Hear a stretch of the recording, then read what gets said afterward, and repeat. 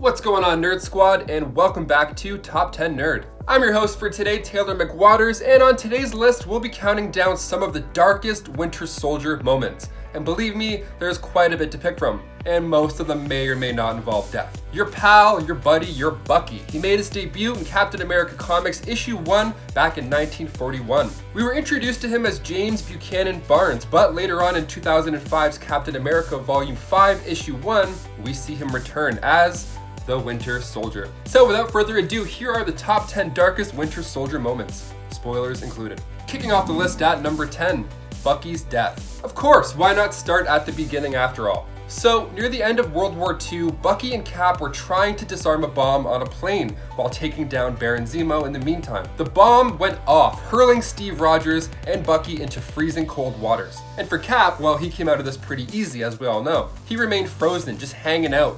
Bucky, though, good old trusty sidekick Buck, Bucky wasn't so lucky after all. His body fell into the freezing waters, and at the time, a Soviet spy submarine was in the area crossing the English Channel, so they scooped him up. Why not? It's like Alaskan crab fishermen, but with, assassins. So they fixed him up a fancy new metal arm, brainwashed him, and turned him into a brutal assassin. He has all these incredible abilities that make him a fierce fighter, but he doesn't remember how he knows these things, making him a deadly assassin and a pretty badass villain. Now, this is Steve Rogers' right-hand man. One of the biggest turning points of Marvel was the introduction of the Winter Soldier. And this was also a conflict that came to life on the big screen back in 2014, and we're still watching Bucky try and weave his way through all this drama and past. It's not an easy road for the guy. Poor Buck. Yeah, it's never been easy for him. You feel bad for him. And before we go on to number 9, guys, if you could go ahead and give this video a thumbs up, because it really does a lot over for us at our channel. You guys are the best. Thank you so much for watching. Now let's keep going with this crazy list. Number 9. Red Room training. Natasha Romanova. She was trained in the Red Room since she was young, and amongst one of those leading forces of her training was the Winter Soldier. He's one of the best, so it makes sense that he passes on his skills. So Natasha was part of the Black Widow Ops program, and then he would come in and help her with combat training, while also handling the Wolf Spider Ops program. So they worked together a bit. They were all training under this big, bad roof. They even had a thing for each other briefly until he was deemed unstable and put back under cryostasis. That's gotta suck though, right? Whenever you're not being used, they're like, awesome, go clean that, and then you're frozen again until we need you in 50 years. Number 8, Jasper Sitwell. He posed as a high-ranking SHIELD agent in the MCU when in actuality he was a Hydra infiltrator. Played by Maximiliano Hernandez, Jasper Sitwell was trained at the Hydra Preparatory Academy. And he's been in Marvel movies for a while now, starting with Thor back in 2011 as just a SHIELD agent. So he met his brutal fate in Captain America Winter Soldier when Bucky straight up threw him out of a car. It was so fast, scared the life out of me in the theaters. Now this happens, of course, when SHIELD is compromised and all of the shady agents are called out for double dipping into Hydra. So Cap, Black Widow, and Falcon are driving Jasper Sitwell to base in order to use him as a path through the security, and he's in the middle of explaining how this plan is a horrible idea, and before he can even finish, the Winter Soldier finishes him. Before the Winter Soldier's arm comes out of nowhere and then tosses him out, interrupting him. It's great. Number 7, Stiltman. Stiltman, okay, now he may not be the coolest villain by any means, and this is coming from a guy who basically is a Stiltman himself. I mean, I'm a tall dude, it's tough. You bump your head on stuff a lot, you gotta kind of duck. I have back problems now because I duck too much. That's the life of a Stiltman. It's not easy. Now in Civil War, the villain was killed by the Punisher, but in What If House of M, we see him still hanging out with some other villains, like Shocker and Trapster. And then the Winter Soldier takes him out in one single page. It's so easy to miss. So right now, Stiltman is still kicking around in the main continuity. He was resurrected in 2017. So let's just hope the Winter Soldier is the one to take him out again. I mean, after all, it was done so quick. I mean, probably didn't feel much. I'm sure a good amount of people would miss this while they were reading this What If comic. It happened so fast. That's how precise Bucky is. One shot, and you're done. Number 6, Jack Monroe. He made his debut in Young Men issue 24. Now, Jack had a rough upbringing. His parents weren't the greatest by any means, and he grew up idolizing Captain America and his partner Bucky. Now, this is around 1953, right? He looked up to Bucky so much that he started referring to himself as Bucky. And when he attended school, he was taught by William Burnside, who had changed his name to Steve Rogers, and then he even got some work done on his face to match the look. Talk about a fan. So he ended up developing another Captain America serum, and he and Jack tried to be the new Bucky and Cap. Sounds like the dream team. That sounds great. So So they got enhanced abilities and they took down Red Skull. They did some good work. The only thing was, a year later, things started to turn. Things started to go wrong. Yeah, they started to become paranoid schizophrenics from the serum, so the government had to put them in cryogenic suspension. Now, when they were discovered in the modern age, Jack then would go after Cap, Cap would win, and then put him back in the ice. Jack in the ice, that's some Titanic stuff right there. Eventually, after rehab, Jack was allowed to be free. So then we find at the end of Captain America issue 3, volume 5, we find him at a bar where he's drinking and he doesn't look too good. So as he's leaving this bar, he hears a voice call out to him, and then he's shot and then put in the back of a car.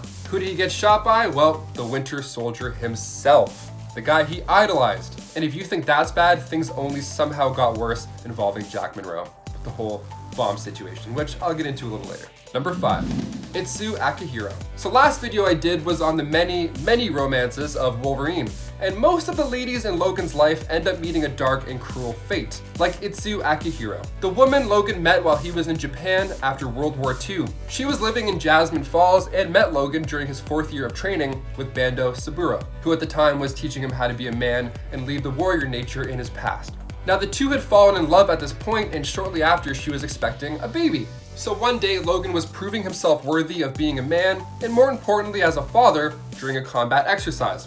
And then an explosion caught him off guard and one of his claws popped out and he accidentally stabbed a villager. And then he was banned from the village. So then he went to go say goodbye to Itsu in their home and he found her dead.